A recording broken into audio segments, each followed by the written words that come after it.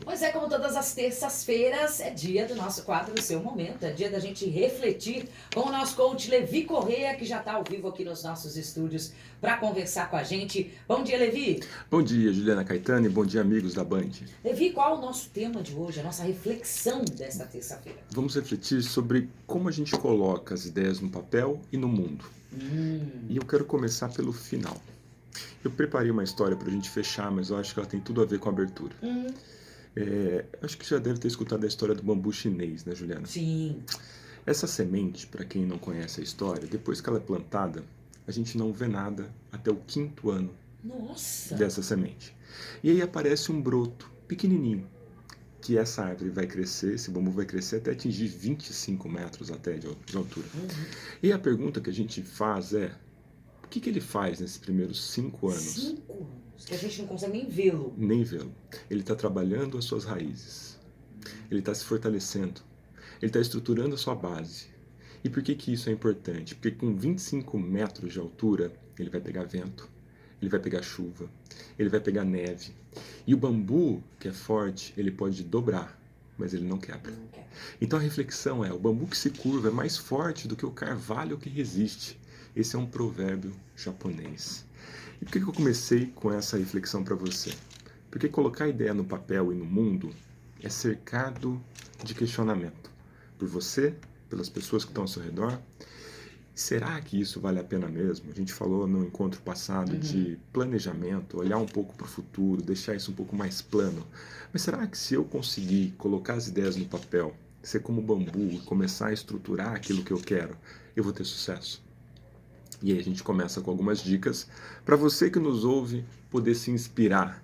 Que tal hoje ou amanhã ou em 2019 para colocar no papel algo que você está guardando há muito tempo e quiçá no mundo? A primeira pista que a gente coloca aqui tem a ver com crescimento. E a gente não consegue falar sobre crescimento sem falar sobre autoconhecimento. Sim. E tem uma frase famosa que diz, conheça a ti mesmo. Ela é do Tales de Mileto, mas é atribuída ao Sócrates. Tem várias pessoas que dizem que é do Sócrates. Mas tem muito a ver com autoconhecimento.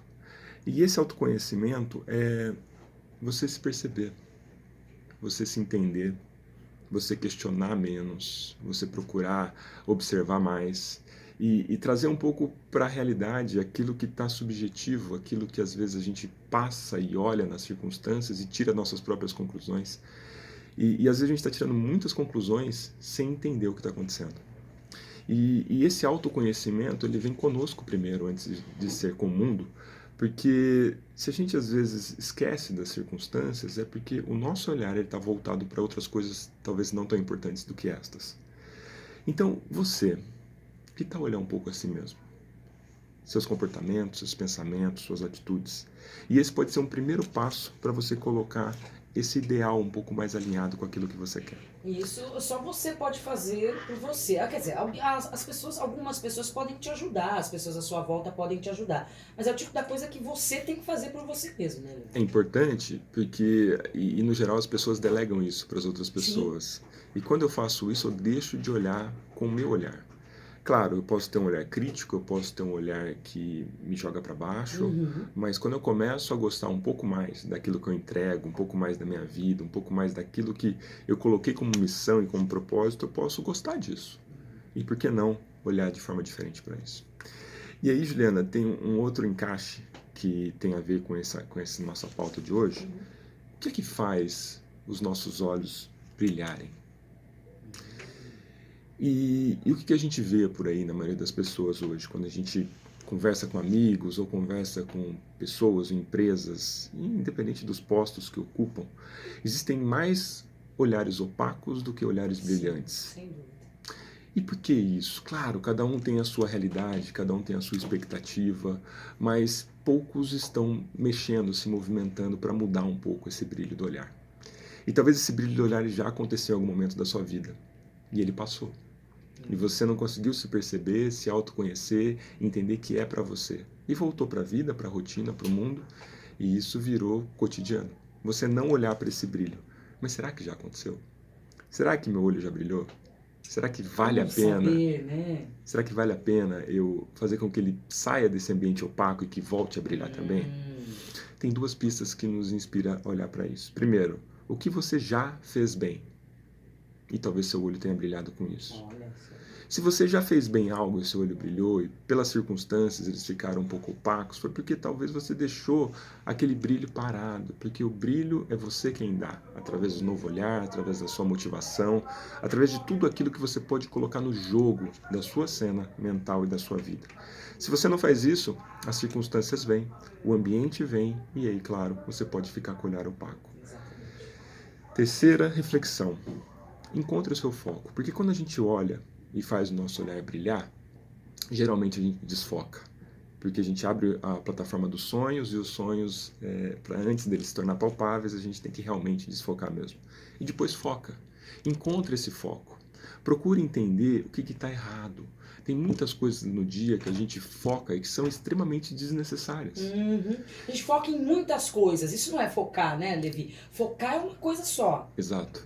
E homem faz bem isso, né? Porque homem não consegue Sim. fazer várias coisas ao mesmo tempo, né, Juliana? Verdade. Que ódio. Agora, o que é errado é você ser extremamente focado naquilo que não importa mais, naquilo que não interessa. E talvez por isso que você deixou passar aquele brilho no olhar. E voltou para as coisas do cotidiano, as coisas que não te inspiram e que faz naturalmente você perder o foco. E o seu foco, esse olhar que você coloca para as coisas com intenção, com energia, que tem a ver com foco, ele dá uma abertura de possibilidades, ele dá uma abertura de reflexão para você conseguir caminhar com tudo isso. Se a gente começar a entender que tem uma sequência, depois que a gente conseguiu focar algo, a gente tem a possibilidade de criar um plano, um projeto, mas algo que valide para o mundo. Porque existem gênios por todas as partes. Agora, o que é aquilo que vai fazer sentido para o mundo? Tantas e tantas ideias que há 10 anos atrás a gente não imaginava que aconteceria. Né? Se a gente olhar um pouco no nosso dia a dia, a gente vê modelos de transporte diferentes. Antigamente eram só os táxis, hoje você tem aplicativos que a qualquer lugar você chama alguém. O modelo de locadora, que ficou antigo, né, Juliana? Nossa, e hoje... era tão moderno, todo mundo queria ter uma locadora, lembra? E quem nunca esqueceu de rebobinar a fita para Sim, devolver? sem dúvida. E pagar a multa lá no final, né? Eu já trabalhei numa locadora, minha gente. Já trabalhou? Já.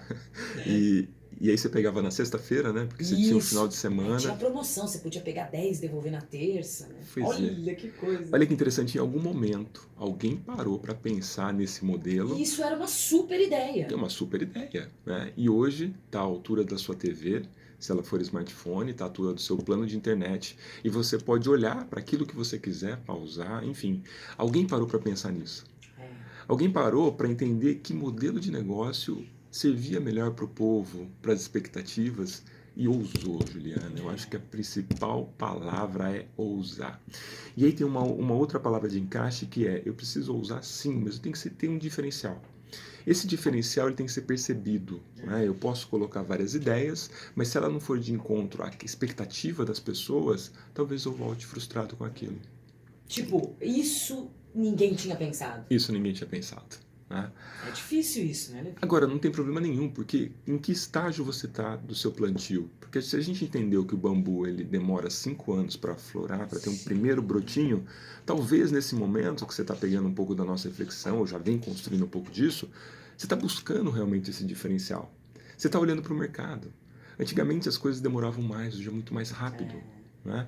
Então, talvez com isso faça você se inspirar com a sua ideia, com aquilo que você está, às vezes, engavetando, e que tal colocar isso dentro do seu raio de ação, da sua vida. Depois que a gente criou esse modelo, diferenciou ele, é importante promover. É como uma engrenagem, a gente precisa fazer com que ela rode. Porque o rodar gera movimento, e movimento implica em atitude, em ação, em dar um passo para frente. Não estar parado. Né? Não estar parado, daí isso a prova do mundo, né? Porque o mundo ele vai automaticamente mostrar para você onde você está errando. E quando o mundo aponta onde você está errando, você para. Você congela. Você se questiona e esquece de tudo isso, ou isso volta como inspiração para você? Então, é uma parte muito importante desse processo de colocar as ideias no papel para o mundo, mas de que forma que o mundo volta para você e como você reage a isso. A maioria das pessoas desistem, congelam ou fogem. Agora, se você é um pouco diferente, se você ousa consertar aquilo que não está certo e ir adiante, talvez você destaque do tamanho da maioria, ou das ideias da maioria. Avalie, porque avaliar dentro do processo faz com que você desconstrua um monte de erro que ele vai estar muitas vezes na sua mente, naquele processo seu de sonhar, e colocar isso na realidade faz você fazer com que isso melhore e faça sentido para toda a sua vida e para toda a sua existência. E para a gente celebrar, Juliana, um pouco dessa nossa reflexão, eu acho que vale um pouco de diversão também. Tá. Porque não precisa ser mais duro, engessado, as coisas não precisam ser tensas. Você não precisa voltar para casa e dizer que você matou um leão. Você não precisa falar que, por exemplo, seu dia você carregou pedra. Talvez isso já tenha caído um pouco naquele ambiente popular, naquele jargão comum, naquele clichê. Vitórias requerem sacrifício. Sacrifícios, né? Isso é uma crença que vem estimulada desde lá, talvez, dos nossos pais, dos avós. E claro, a gente pode ter um dia ruim e tenso. Mas será que esse ambiente que a gente reconstrói, de que as ideias podem ser leves, que é fácil a gente colocar um pouquinho ela de cada vez e você se inspirar, talvez a gente não consiga mudar esse discurso? Talvez esse discurso ele não fique um pouco mais leve? Então, o apelo hoje eu tenho ideias, eu tenho planos, eu tenho vontades, eu tenho possibilidade de colocar isso no papel. E não só no papel, do papel para o mundo. Assim como foi com os exemplos que a gente colocou, assim como é com a pessoa que está do seu lado, com aquele amigo do cachorro-quente que está na esquina. De que forma você consegue olhar de forma diferenciada para o seu negócio, para a sua vida, enfim, para frente e não para trás. Então essas inspirações, Juliana, faz a gente pensar de novo na história do bambu. Sim. Por quê? Porque você parece que está andando em círculos, ou parece que as coisas não decolam na sua vida. Tudo bem, mas o que você está fazendo nos bastidores que ninguém vê? Será que tem um pouco a ver com essa estruturação que o bambu faz nos primeiros anos da sua semente? Que são importantes para segurá-lo, para dar estrutura para ele 5 anos depois, né? 5 anos depois. E aí sim, vão vir tempestades, vão vir chuvas, vão vir neves, e é importante que ele tenha uma base sólida. Sim. E essa base sólida é a sua ideia, é a sua vontade, é o seu foco, é o seu planejamento, é a sua dedicação, porque isso vai fazer você inspirar quando a maioria das pessoas questionarem aquilo que você acredita. E colocar no papel, como você falou no início, Levi, também é uma maneira de movimentar isso, né? Melhor do que ficar simplesmente na cabeça. Você colocando no papel já é uma ideia de movimento. Já é uma ideia de movimento. E o papel é um pouco do convite de você externar aquilo que você está pensando, né? O papel, ou a calculadora, ou então o tablet, ou então o seu celular. É uma maneira de você ver o seu sonho, digamos assim, né? Exato, e olhar para ele ali e falar, puxa, talvez ele não está tão implícito quanto estava na minha mente, talvez eu enxergue ele um pouquinho mais a distante, quando eu olho ele para o meu dia a dia. E claro, isso pode te inspirar e não fazer você desistir daquilo que você acreditou algum dia. Levi, participações aqui no nosso quadro Seu Momento dessa terça-feira. É o Orlando. Orlando está sempre aqui com a gente. Obrigada pela audiência. Bom dia. É possível que uma pessoa nunca consiga ou nunca tenha a oportunidade de fazer um autoconhecimento e vive a vida inteira alheio aos seus próprios talentos e defeitos? Acontece isso, Levi? Sim, as pessoas subestimam, né? Agora, talvez essa palavra autoconhecimento, Juliana, a gente pode deixá-la um pouquinho mais leve. Tá. Porque a gente está aprendendo a todo momento. Né? E o aprendizado gera conhecimento. E o conhecimento ele tem a ver com ação. Então, quando eu acerto ou quando eu erro, e me observo perante a isso, eu me autoconheço. Puxa, será que eu posso não errar da próxima vez? Ou não errar do jeito que eu errei? Né? Aquele tropeço que aconteceu, aquela topada que eu dei no chão. Bom, eu fiz desse jeito e eu errei. Então, da próxima vez eu vou fazer diferente para tentar não tropeçar, pelo menos. E se a gente colocar isso de uma forma um pouco mais subjetiva, qual a emoção que eu senti quando aconteceu aquilo? Por que minha barriga eu senti frio? Por que minha mão suou? Por que minhas pernas tremeram? Se eu começo a buscar um pouco a causa disso, ou então as circunstâncias que me levam a isso, eu consigo conhecer. E todo conhecimento, a partir do momento que ele entra, é um autoconhecimento. Mas é interessante isso que ele falou, né, Levi? Algumas pessoas, e pode acontecer, e é possível, da pessoa ficar a vida toda dessa maneira, opaca, e sem se conhecer, e sem colocar os seus sonhos, sem ter um objetivo. Você conhece gente assim, né? Muito. muito. E no mínimo, Orlando lembrou, Juliana lembrou de alguém, e eu lembro também de algumas pessoas. Sim. Porque tem uma pitada de responsabilidade quando você conhece, Juliana. Quando você se autoconhece e vê onde estão os erros, tem uma pitada gigantesca de responsabilidade. E agora, né? E agora? Será que eu encaro ou não encaro? É aquela conversa que eu tardio para ter. É aquele amigo que eu distancio, aquele amigo interno que você não visita, e a forma mais fácil de você distanciar é você virando as costas.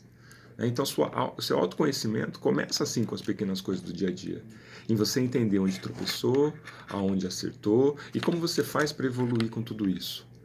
Esse autoconhecimento faz todo sentido. E é também uma responsabilidade, né, Levi? E a gente tem que admitir que tem pessoas que optam por continuarem no marasmo, não fazerem esse exercício de autoconhecimento.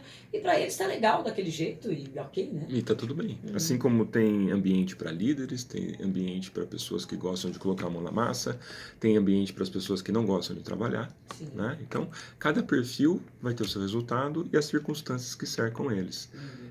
Só que para a gente refletir de novo, não é algo fora do comum. A gente está a todo momento gerando conhecimento, aprendendo e fazendo com que as pessoas se inspirem em nós também. O alto é quando eu faço uma análise de reflexão sobre aquilo que aconteceu e como eu consigo evoluir ou como eu consigo aprender com isso.